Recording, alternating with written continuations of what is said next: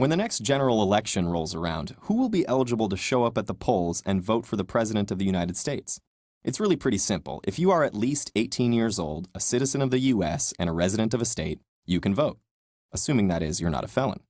Seems about right. After all, the United States prides itself on being a democracy, or a government in which the ultimate authority lies with the citizens of the nation. But it was not always this way. In 1789, George Washington won the Electoral College with 100% of the vote. But whose vote was it? Probably not yours. Only 6% of the entire United States population was allowed to vote at all. Voting was a right that only white male property owners were allowed to exercise. By the 1820s and 1830s, the American population was booming from the East Coast into the western frontier. Frontier farmers were resilient, self-reliant, and mostly ineligible to vote because they did not own land. As these new areas of the nation became states, they typically left out the property requirement for voting. Leaders such as Andrew Jackson, the United States' first common man president, promoted what he called universal suffrage. Of course, by universal suffrage, Jackson really meant universal white male suffrage. All he emphasized was getting rid of the property requirement for voting, not expanding the vote beyond white men. By the 1850s, about 55% of the adult population was eligible to vote in the U.S., much better than 6%, but far from everybody. Then, in 1861, the American Civil War began largely over the issue of slavery and states' rights in the United States. When it was all over, the U.S. ratified the 15th Amendment, which promised that a person's right to vote could not be denied based on race, color, or previous condition as a slave. This meant that black men, newly affirmed as citizens of the U.S., would now be allowed to vote. Of course, laws are far from reality. Despite the promise of the 15th Amendment, intimidation kept African Americans from exercising their voting rights. States passed laws that limited the rights of African Americans to vote, including things like literacy tests, which were rigged so that not even literate African Americans were allowed to pass, and poll taxes. So, despite the 15th Amendment, by 1892, only about 6% of black men in Mississippi were registered to vote. By 1960, it was only 1%. And of course, women were still totally out of the national voting picture. It wasn't until 1920 that the women's suffrage movement won their 30-year battle, and the 19th Amendment finally gave women the vote. Well, white women. The restrictions on African Americans, including African American women, remained. After World War II, many Americans began to question the state of U.S. democracy. How could a nation that fought for freedom and human rights abroad come home and deny suffrage based on race? The modern civil rights movement began in the 1940s with those questions in mind. After years of sacrifice, bloodshed, and pain, the United States passed the Voting Rights Act of 1965, finally eliminating restrictions such as literacy tests and protecting the voting rights promised under the 15th Amendment to the Constitution. Now, any citizen over the age of 21 could vote. All seemed well, until the United States went to war. When the Vietnam War called up all men aged 18 and over for the draft, many wondered whether it was fair to send men who couldn't vote to war. In 1971, the 26th Amendment to the Constitution made all citizens 18 and older eligible to vote, the last major expansion of voting rights in the United States.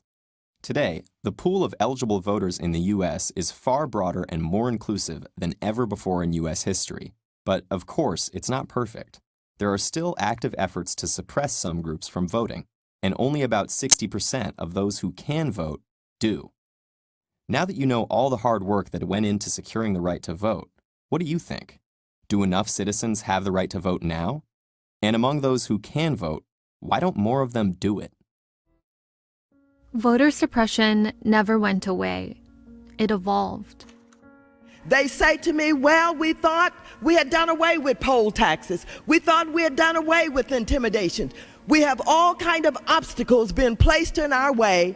It's the same game with a different name. To understand how we got here, historian Carol Anderson says we first need to understand white rage.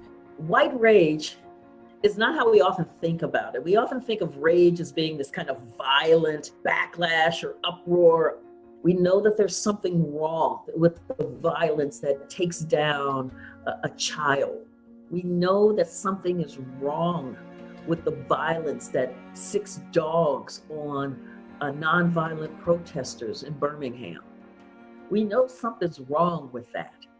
But the kinds of quiet policies that led to that moment, it takes us a long time to recognize that the policies themselves are predicated on white supremacy and exclusion.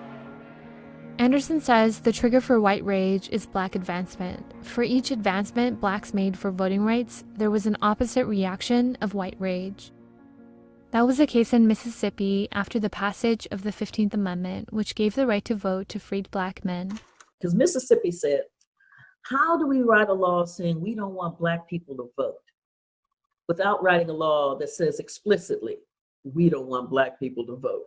Because the 15th Amendment said you can't write a law that's that explicit. What Mississippi did was Mississippi said, we will take the societally imposed conditions on African Americans and use those conditions as the access to the ballot box. Mississippi passed a new state constitution that required every citizen to pay a poll tax, pass a literacy test, and in some cases, meet a property requirement.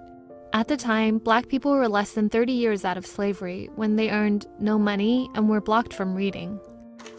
The Mississippi Plan of 1890 was applied equally to Black and white voters, but white men could get around the barriers with so-called grandfather clauses. If they or a relative had voted before the Civil War ended, they could skip the poll tax or literacy test. A Mississippi governor later admitted the provisions had no other purpose than to eliminate Blacks from politics. That's how a blueprint to circumvent the 15th Amendment was created, and other states followed Mississippi's lead. In the Jim Crow era, Black voters were often met by violence. Civil rights workers who helped other African Americans to vote were shot, lynched, or violently harassed by vigilantes and police. And even though the 19th Amendment passed in 1920 to give women the right to vote, by 1940, only 3% of eligible African Americans in the South were registered to vote. The civil rights movement is one of those moments in American history where the U.S. feels a depth of pride because it overcame something as villainous as Jim Crow. And it took a lot of bodies. It took this kind of moral power of the nonviolent movement. It took grassroots organization and mobilizing. It took Martin Luther King, this hard-earned legislative victory of the Civil Rights Act of 1964, the Voting Rights Act of 1965. The Voting Rights Act was hailed as a defining civil rights legislation of its time. It was especially important because it had an enforcement mechanism the 15th Amendment lacked. Under Sections 4 and 5 of the VRA, states with a history of discriminatory voting laws now needed federal approval or pre-clearance to change their election laws. This gave the Justice Department and federal courts in D.C. power to block discriminatory election laws. Its impact was profound. In Mississippi alone, voter turnout among Blacks increased from 6% in 1964 to 59% in 1969. By then, President Lyndon B. Johnson had established anti-poverty programs to curb inequality. He created Medicare and Medicaid for the elderly and poor, and enacted education and housing reforms. By 1966, 85% of whites said the pace of civil rights progress was too fast, and by the 1968 presidential election, white resentment had coalesced into the Southern Strategy. The Southern Strategy, bringing Democrats and disaffected whites into the Republican Party. The Southern Strategy bolstered racist policies and practices without using racist language. Anderson says this applied to voter suppression as well. Voter suppression is really based on the Mississippi Plan of 1890, where you can't say we don't want Black people to vote. But that's the intent. That's been a key element in the policy of now the Republican Party. I would say another key element in policy was uttered by Paul Weyrich. They want everybody to vote. I don't want everybody to vote. Elections are not won by a majority of people. They never have been from the beginning of our country, and they are not now. As a matter of fact, our leverage in the elections, quite candidly, goes up as the voting populace goes down. To understand the language of voter fraud and voter suppression that's going on now, that's the framework. That our leverage, our power increases when the voting populace is constrained. When President Ford signed the reauthorization of the Voting Rights Act in 1975, the scope of the bill was expanded to protect Latino, Native American, and Asian voters by requiring bilingual elections. Congress reauthorized the Voting Rights Act in 1982, 1992, and 2006. The 2006 renewal included 15,000 pages of evidence of ongoing discrimination in voting. Congress said there was progress in eliminating first-generation barriers to voting, but that second-generation barriers had persisted. Yes, we have made some progress. We have come a distance. We are no longer met with bullwhips, fire hoses, and violence when we attempt to register and vote. But the sad fact is, the sad truth is, discrimination still exists. Second-generation barriers were laws that diluted the political power of minorities at the polls and included things like racial gerrymandering, poll closures, voter ID laws, and cutting down early voting and same-day voter registration. On a bipartisan basis, the Voting Rights Act was reauthorized for 25 years. 2 years later, in 2008, America elected its first Black president. The election of Barack Obama is one in the latest string of the advancement of Black folk that leads to this incredible white rage. In 2010, conservative Tea Party candidates swelled within the Republican Party. From 2011 to 2015, 395 new voting restrictions were introduced in 49 states, many of which were struck down by the Department of Justice.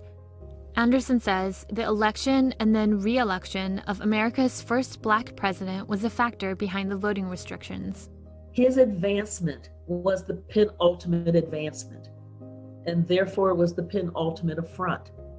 I'm not surprised then that in his second term, the U.S. Supreme Court ruled in Shelby County v. Holder that the Voting Rights Act, particularly Section 4, which was what they called their pre-clearance provision, U.S. Supreme Court gutted that. The Shelby ruling released 9 states and several counties from federal oversight and pre-clearance in changing their election laws. Southern states reacted swiftly. 2 hours after the Shelby County v. Holder decision, Texas implemented its racist voter ID law. 2 months later, North Carolina enacted HB 589, a bill that required strict photo ID requirements, eliminated same-day voter registration, and limited early voting. The U.S. Court of Appeals later struck down the law, saying that it targeted African Americans with almost surgical precision.